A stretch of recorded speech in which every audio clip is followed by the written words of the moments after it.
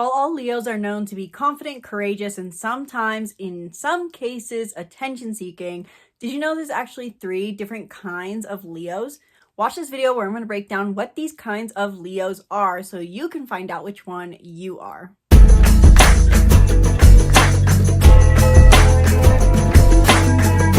Hello and welcome back to the channel. I'm Isabella, your spiritual rebel friend, and welcome to the new film studio, which is the Airbnb I'm staying in, which has a cute little cabin bunk bed in the back. If you think that's unprofessional, sorry, not sorry. I'm here today to talk about the different types of Leos, the 3 different kinds of Leos based off of a concept called the Decans. And if you have no idea what I'm talking about, no worries, I'm going to break it down for you in just a second, and you don't need to understand this concept fully in order to know which type of Leo you are. Now, before I dive in, be sure to book a reading in the link in the description below where we dive deep into your astrological birth chart as well as any and everything else about your chart and how it applies to maybe transits or what you want in life. So if you're looking for a new career, love, or something else entirely, book a reading down below where in 1 hour we can go deep. The sky is the limit. Learn more down below, and if you have any questions, drop a comment. In this video specifically, I'm going to cover an introduction to the Decans, the Decan 1 Leo explained, the Decan 2 Leo explained, the Decan 3 Leo explained, the strengths and challenges for each Leo Decan, and how to apply this knowledge. So if you're someone like me who loves taking in astrology but also wants to know what to do with the information after you learn it, watch through to the end of this video where I'm going to share some of my top tips for applying this knowledge of your Decan of Leo. And this video applies to whether your Leo placement is your sun, your moon, your rising, or something else in your chart. So let's dive in, starting first and foremost with an introduction to the Decans. It's been a long day, guys, long day of skiing, which is great, but also means that tongue twisters are extra hard in trying to speak slowly. Which, as a quick side note, I'm actually going to say that I have gotten some complaints on the channel for talking too fast. I am aware that I talk very fast, but after hearing a lot of positive feedback, I've decided to just stick with my overall speech speed. And if that is too fast for you, remember that there is a YouTube button down in one of these 2 corners where you can change the speed to make it slower or faster. But let me know if you're having trouble with the subtitles or if you're still struggling to understand and it's not able to comprehend on a lower speed, and then I can come back to this topic and work on slowing down anyway. So first and foremost, what are the Decans? And I'm going to make this very, very brief because I cover this in all of my Decan videos, and chances are if you're watching this, you've seen one of my other Decan videos. But if you're new to this concept, the Decans act off of the part of astrology, which is there is 30 degrees to every zodiac sign, therefore creating a 360-degree wheel. And we can basically break these 30 degrees into 3 different segments, and they can have different characteristics. The best way for me to understand it and describe it is every zodiac sign is this maturing journey. There's this stereotypical of each zodiac sign energy where it's at its essence, its initial phase. But just like people grow up, each zodiac sign, so to say, grows up and it gains help in its growth journey through the other element planetary rulers. So in the case for Leo, Leo is a fire sign alongside Sagittarius and Aries. And all 3 of these fire signs have planetary rulers. And if that's a concept that you're not familiar with, I'm going to do a whole video just breaking down what the Decans are. So with these all being fire signs ruled by the sun, Jupiter, and Mars, Leo is first raised by its planetary ruler like an initial parent, the sun. And as it grows through its maturing journey, it gains help from, so to say, its other co-parents or other important people along their journey, in this case, Jupiter and Mars. So they represent basically these planetary rulers that add additional influence to Leo energy.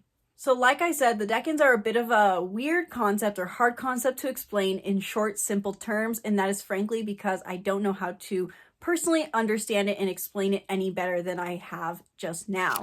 So hopefully the summary over the screen is enough information for you to explain the Decans shortly and understand the Decans shortly. Let me know in the comments below if you want a whole video breaking down what the Decans are, because the only way to understand it better is to do a deep dive into the Decans. So if you're still confused and you want to understand, let me know in the comments below. But let's just put this into contextual terms.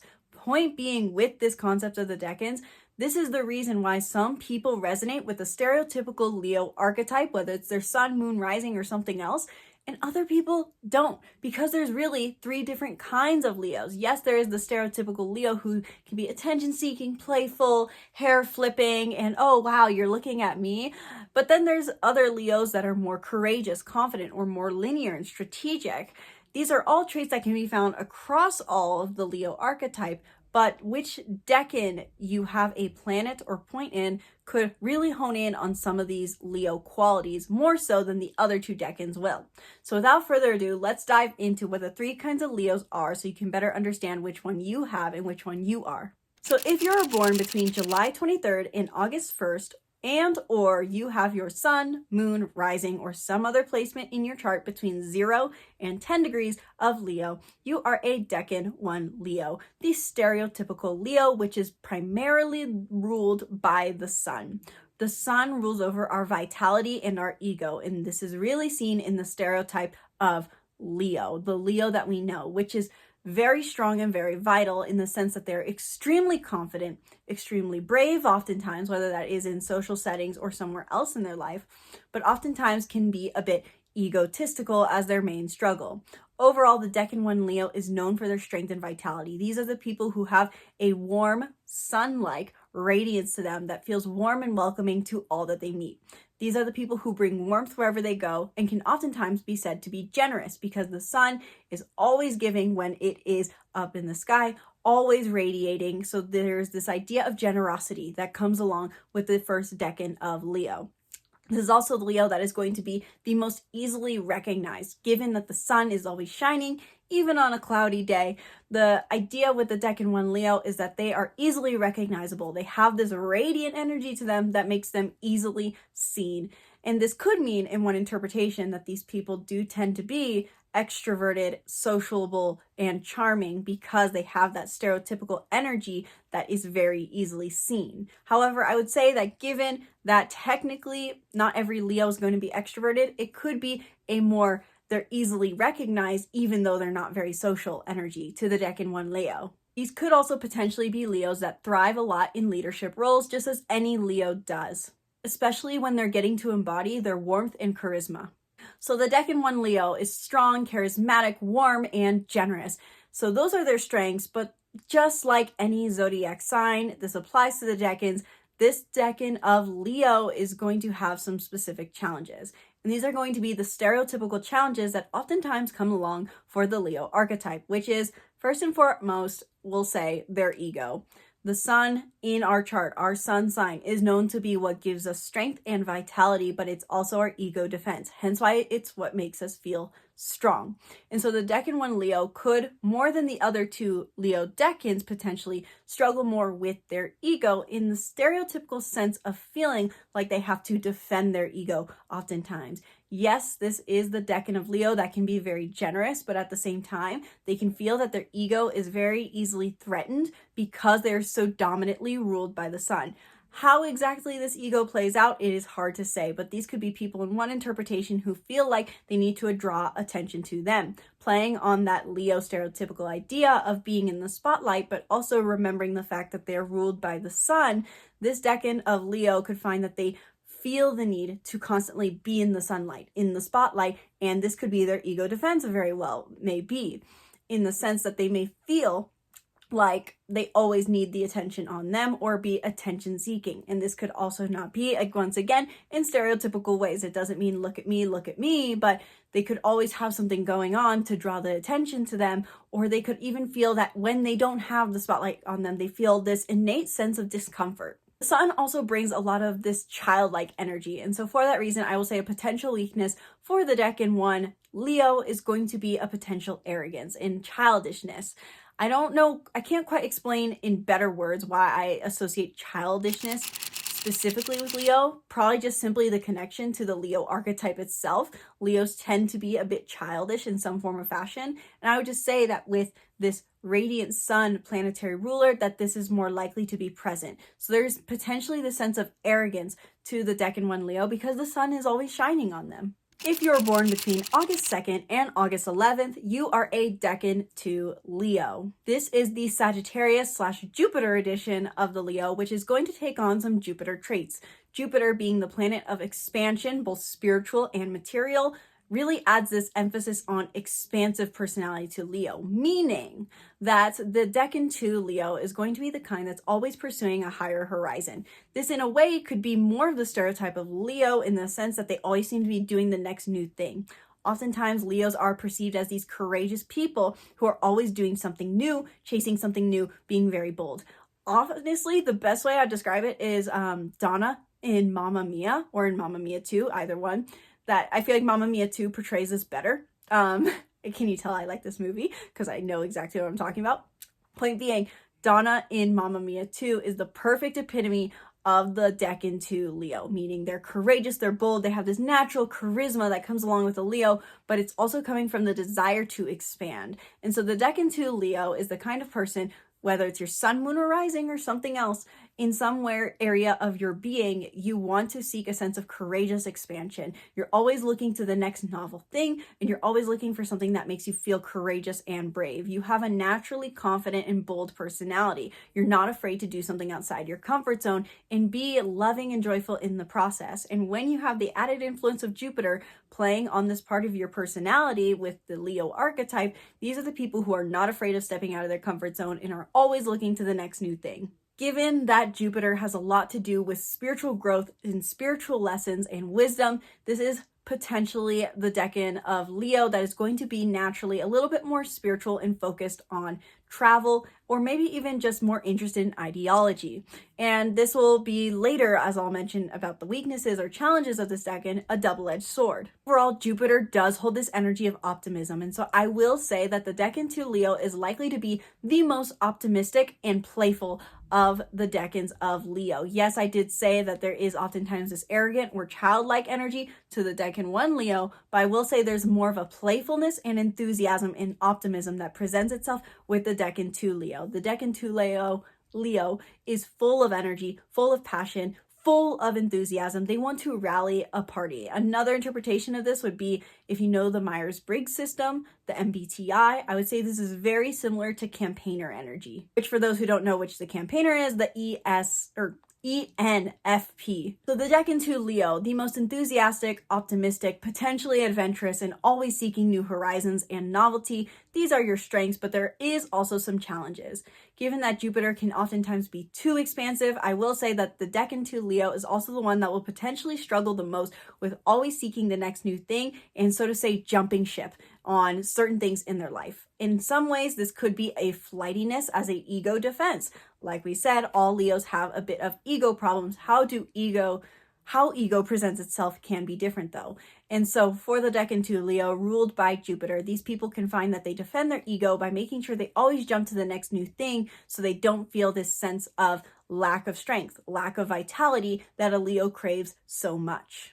Overall, there's an energy of excess that can present itself as challenges for the Decan to Leo as it's ruled by Jupiter. So there could also be a tendency potentially for this Decan of Leo for overindulgence or overconfidence at times, or maybe even overcommitting to things. So that's on the contrary. I did say that Jupiter ruled the Decan to Leo can struggle with jumping ship on things, but at the same time, they may overcommit to things because it's all about extremes for these people. So they may just have a bit of extremist personality. But overall, overindulgence does tend to be a stereotypical struggle for any Jupiter energy, wherever it is placed for us.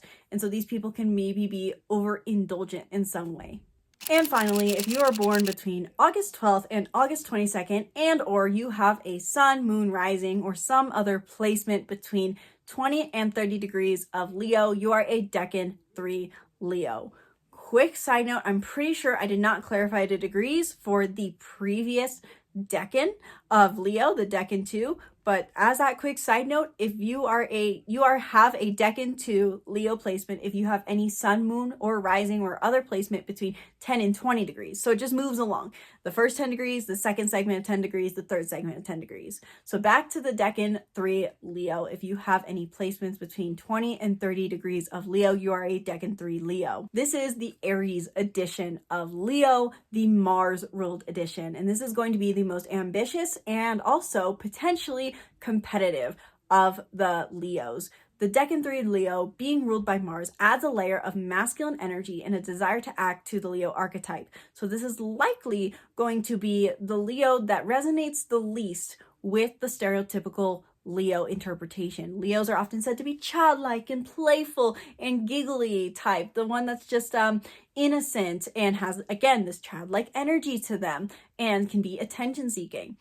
The Mars ruled Leo is going to resonate likely the least with that because they value hard effort. Mars is the planet of action. And so this is the Leo that uses their strength, courage, and love towards physical action. And so hence why they tend to be oftentimes competitive, because the desire to be in the spotlight, desire to be seen, desire to have fun is still present, but oftentimes channeled through more action-oriented, masculine, and maybe even competitive themes. So the Mars in Leo, or the Mars, wrong words there.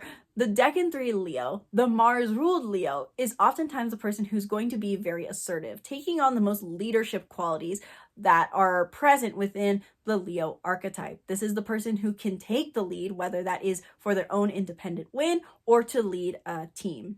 I don't like saying one sign is going to be more ambitious or success-oriented, or even, I personally don't like associating drive or ambition with certain zodiac signs, because similar to, as I said in my Virgo video talking about intelligence, I think drive and intelligence can be within anyone, and it's not going to be dependent on sign. After all, you would look at my chart and there's not necessarily anything, so to say, driven archetypal placements like Capricorn very strong, or even Leo very strong. I actually have pretty much nothing in Capricorn or Leo in my chart. So I don't want to say that the Decan 3 Leo is going to be more driven or ambitious or more successful. However, the desire to act and to be recognized for their action is going to be present. So to go against my own rule, it is possible that the Decan 3 Leo is going to be more driven towards their goals. They're going to have a natural desire to take passionate, strong action towards a result. So the Decan 3 Leo is very intensity seeking, passionate, driven. They're going to be maybe competitive. Well, actually, I would just agree 100%. They're going to be more competitive. They're going to love to be in the spotlight for the sake of their hard efforts. These are their strengths. They're very great leaders. They can be very successful because they have such strong strength and determination, and strength tied to their determination. But with that, there's also some challenges. Just like an Aries would, being ruled by Mars means that there is a bit of aggression and impatience present. I will also add to that, though, as well, Mars is masculine energy, and natural masculine energy sees, especially in the case of Mars, that linear action equals linear result. And so I will say that the potential challenges in my personal interpretation for the Decan 3 Leo is, yes, that they're going to be oftentimes impulsive, or yes, oftentimes aggressive, and yes, oftentimes impatient. But specifically, it's all about, in the end, the Decan 3 Leo sees everything as linear, and they may struggle with a non-linear approach to getting things done, or a non-linear approach to achieving a result they want, whether that's social recognition, achieving their dream career. They're going to feel that the more effort they put in, the more result they should get. And so this could be a potential challenge in the sense that they lead to burnout more, or it could also be a potential challenge in the idea that maybe not always giving more effort leads to more of the result you want, which is kind of leaning on the idea of law of attraction, which, if you're not more on board with, this can be a harder concept or challenge to see. But chances are, if you're watching a video on astrology, you believe in the law of attraction to some degree. So now that you understand the 3 different kinds of Leos, what do you do with that information? There are really 2 major benefits to understanding your Decan placement of Leo, whether it's your sun, moon, rising, or something else. One is your weaknesses. Each Decan of Leo is going to have more tailored weaknesses. So if you feel like the stereotypical weakness of just being egotistical, for example, as a Leo doesn't apply to you, it's because your Decan influences this. So for example, like I said, the Decan 1 Leo may struggle a bit more with arrogance or even just general ego defense, whereas the Decan 2 Leo may struggle more with overindulgence, or even simply put, overconfidence. And the Decan 3 Leo may find that they struggle more with impatience or aggression towards their desires. With that as well, the second benefit of understanding your Decan placement of Leo is understanding your unique tailored strengths, because yes, all Leos are confident to some degree, in some way. Yes, all Leos are courageous. Yes, all Leos are playful. Yes, all Leos are loving. Yes, all Leos can be great leaders. But based off of your Decan placement of Leo, this could slightly change. So for example, the Decan 1 Leo is known for their generosity, vitality, and radiance. They should definitely be in the spotlight in some way. Whereas the Decan 2 Leo may be better in more spiritual fields, or working with their energies of expansion, whether that's expanding other people's lives, expanding their lives, or being just open-minded to new experiences. And the Decan 3 Leo is going to have strength and vitality in the sense of physical effort unlike any other. They are extremely motivated to act, and that is their talent to play into. Let me know in the comments below, what Decan of Leo are you? Is it your sun? Is it your moon? Is it your rising? And did you feel that this was accurate, and did I miss anything? I would love to hear thoughts in the comments below, and I would love to hear which Decans you would love to hear about next. I do have most of them published, and I will put hopefully my playlist up here. I have to give such an exaggerated movement to remember to put these darn cards in. So check out my Decan playlist, and if you don't see what you're looking for, which zodiac sign you're looking for on that playlist, let me know what you want to hear about in the comments below. Is it Libra? Is it Sagittarius? Is it Capricorn? Let me know in the comments below. And I'm getting spam texted as I'm wrapping up this video, so it's totally distracting me. If you want to understand more on how these Decans apply to you, whether this is for Leo or for the other zodiac signs in your chart and what planets you have here, book a reading down below, where in 1 hour we dive deep into your astrological birth chart and your unique personality type combination. So your Enneagram, your Myers-Briggs, your numerology, we can cover it all. The sky is the limit. If you're wanting personalized horoscopes for the 2025 transits ahead, book a reading down below. It's all included. Like I said, sky's the limit, so learn more down below. And be sure to subscribe to the YouTube channel and stay tuned for more videos breaking down the stars and more. I do have some Enneagram videos on my schedule to film next. So if you have been waiting for Enneagram videos, know that they are coming very, very soon. I'm just trying to wrap up this Decan series first. So again, let me know what you want to hear about in the comments below, and I'll be sure to move that forward into my to-film queue. Thank you guys so much for watching. Sincerely hope you enjoyed. Once again, my name's Isabel, and from my heart to yours, namaste.